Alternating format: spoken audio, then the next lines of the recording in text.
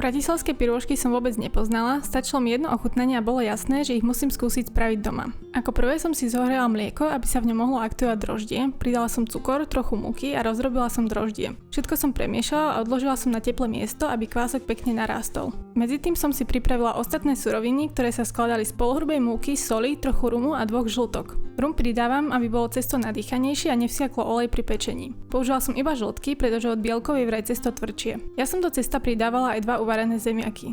Očistila som ich, pretlačila priamo do misie a nakoniec som pridala ešte bravčovú masť a pripravený kvások. Cesto som miesila ručne, pretože pri zemiakových cestách nikdy presne neviete, koľko múky budete potrebovať. Každé zemiaky obsahujú iné množstvo vody, takže keď sa cesto príliš lepilo, prisypala som si ešte trošku múky. Zakryla som ho a nechala som 30 minút kysnúť na teplom mieste. Náplň som si pripravila z hustého slivkového lekváru a mletého maku.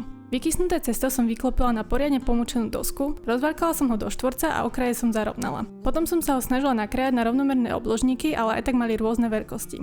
Náplň som do každého vytlačila pomocou zdobiaceho vrecka, išlo by to aj lyžičkou, ale takto to bolo oveľa čistejšie. Obložníky som spojila po dlhšej strane, dobre pritlačila okraje a ešte som ich jemne povaľkala po doske, aby vznikli pekné valčeky. Pri vyprážaní si ešte stále úplne neverím, takže teplotu oleja vždy kontrolujem teplomerom. Pirôžky som vyprážala z oboch strán do zlatista a potom som ich nechala odkvapkať na papierovej utierke. Niektorým bolo síce trošku vidieť náplň, lebo som ich nespojila úplne dokonale, ale nepraskol ani jeden. A na to som celkom hrdá, pretože môj posledný pokus o vyprážanie dopadol ako úplná katastrofa.